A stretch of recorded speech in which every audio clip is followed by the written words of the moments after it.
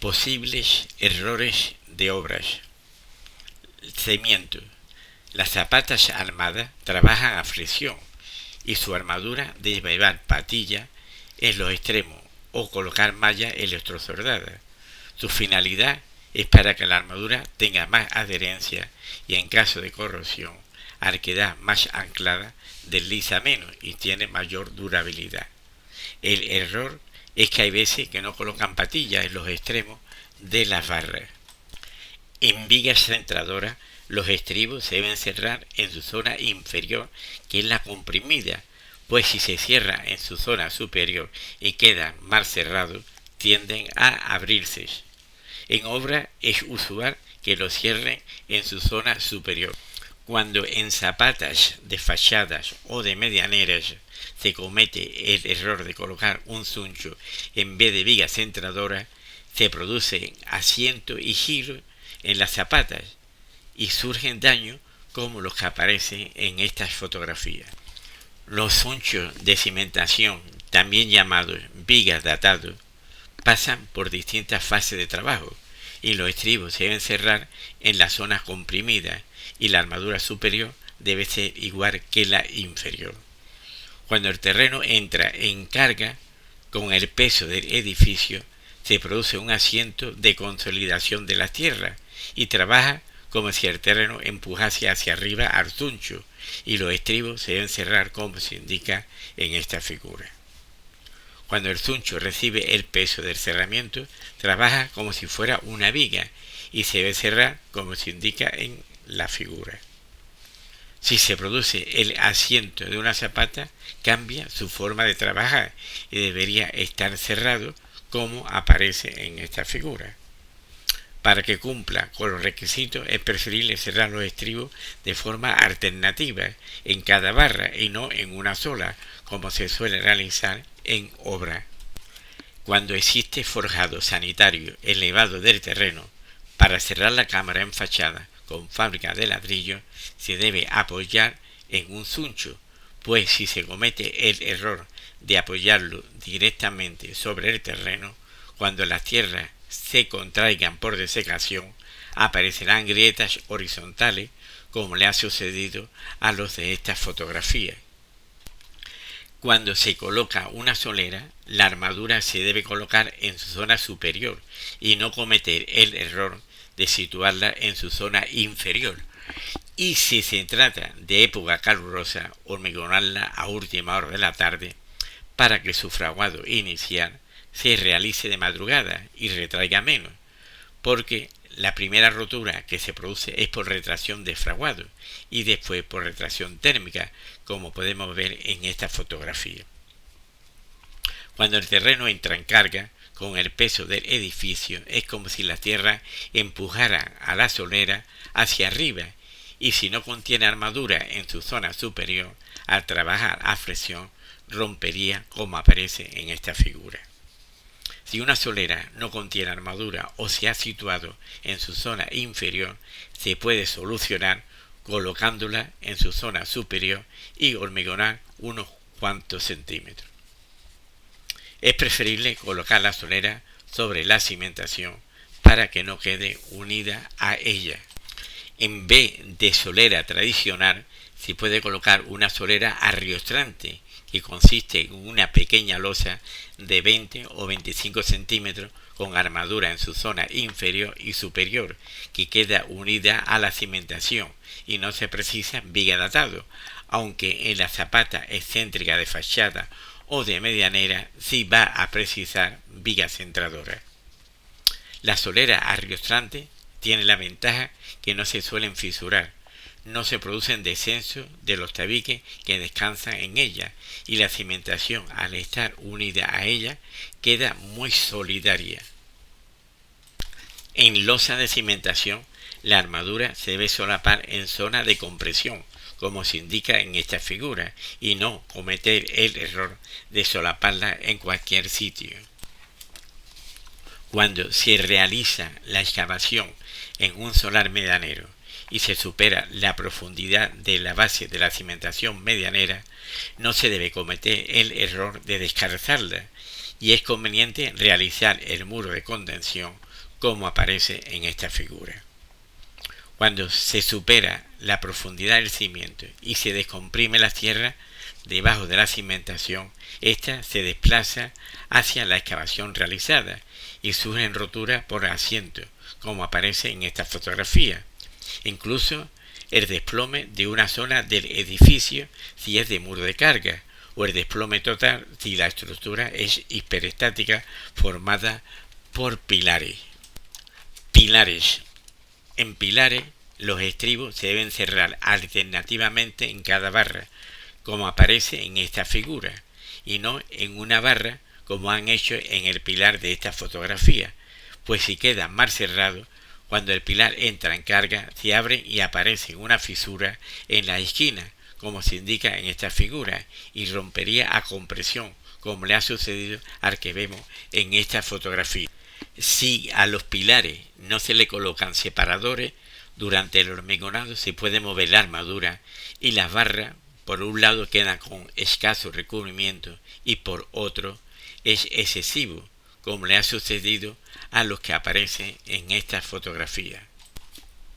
En pilares de fachada o de esquina, la zona de los forjados también deben llevar estribos, ya que al entrar en carga las barras pueden pandear y surgir fisuras como se representa en la figura o aparece en la fotografía. El grifado o doblado de las barras en pilares que se realiza dentro del canto del forjado se debe hacer para que queden detrás de las barras del pilar superior y facilite la colocación de la armadura de las vigas. Las barras de los pilares de cubierta deben tener su longitud de anclaje y no como la de esta fotografía, que son muy cortas o están cortadas. Donde es más necesario es en los pilares extremos de fachada o de esquina, que están sometidos a mayor momento flector, como se indica en esta figura, y si la armadura no está anclada, la viga queda apoyada y alterado su diagrama de momento, aumentando el positivo y el negativo en la zona del pilar siguiente. Cuando una viga metálica apoya en un pilar, debe quedar sobre una placa de acero para que no someta al hormigón a una tensión excesiva y no como han hecho en esta fotografía, que la han apoyado directamente sobre el hormigón.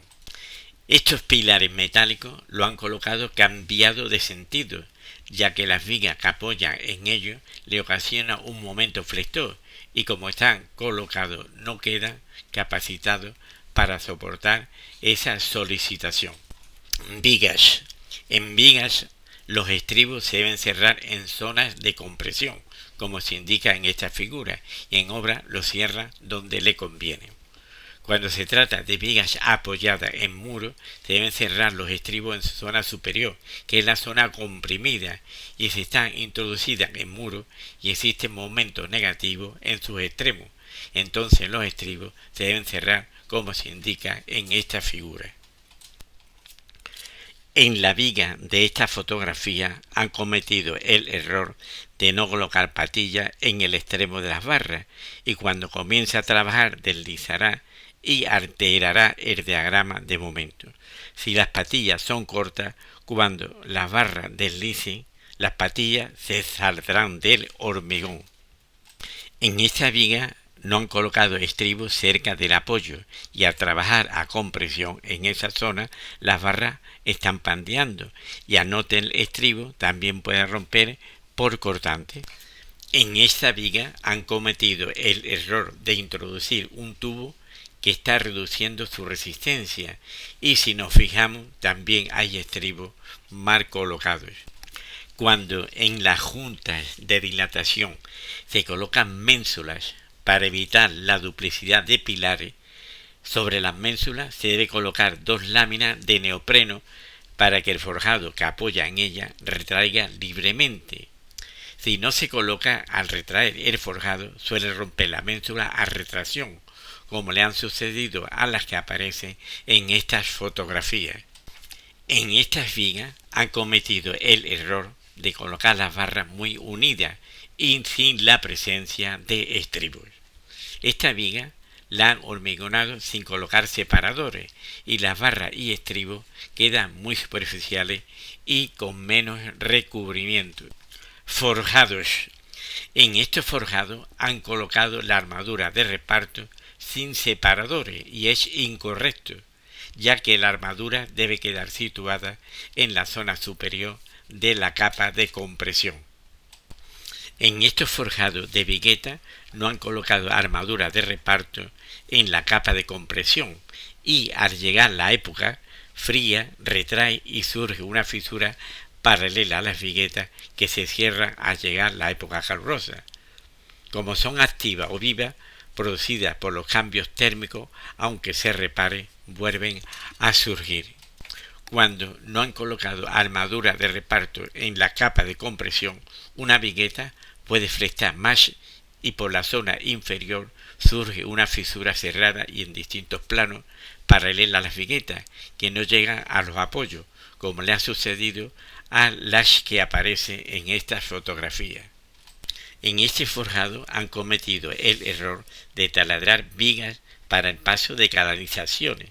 Esto hace que aumente las deformaciones y suelen surgir fisuras en los tabiques. En esta fotografía han taladrado 2 veces una vigueta para el paso de canalización. En esta fotografía han taladrado un nervio de un forjado reticular y ha sido en un cruce, y es el sitio que más le perjudica. Estos errores hacen que el forjado quede con menos resistencia y se manifieste con deformaciones. En estos voladizos no han colocado nervios de borde en sus extremos y después se manifiesta con fisuras de retracción a distancias periódicas, como le ha sucedido al de esta última fotografía. Este voladizo, al no tener continuidad las viguetas, las bodillas que le preceden se deben macizar de hormigón y no lo han hecho. Las losas de hormigón, al no quedar unidas su armadura inferior con la superior, como sucede con las vigas, en caso de incendio o corrosión de la armadura, es más probable que se desprenda, por lo que es conveniente que en la zona central se unan. Las pilastras de fábrica es frecuente que rompan en horizontal por dilatación de la cerrajería. Esto se puede evitar colocando un pasatubo en el que se introducen los perfiles. Confío que este vídeo os sea de utilidad. Seguiré subiendo más vídeos de problemas en la construcción con posibles soluciones. Os presento las portadas de los libros que he publicado para que os sirva de referencia por si queréis proponer temas que os interese y darle preferencia en los siguientes vídeos. Ya sabéis que podéis suscribiros a este canal y seguir recibiendo todos los vídeos que realice.